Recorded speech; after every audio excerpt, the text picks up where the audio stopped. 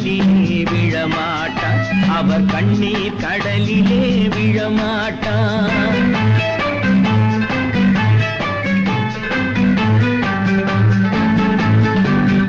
ஒரு தவறு செய்தால் அதை தெரிந்து செய்தால் அவன் தேவன் என்றாலும் விடமாட்டேன்.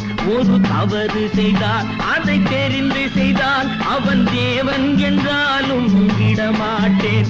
உடல் உழைக்கச் சொல்வேன், அதில் பிழைக்கச் சொல்வேன், அவர் உரிமை பொருள்களை தொடமாட்டேன். நான் ஆணையிட்டால் அது நடந்து விட்டால் இங்கு ஏழைகள் வேதனை படமாட்டார். உயிர் உள்ளவரை ஒரு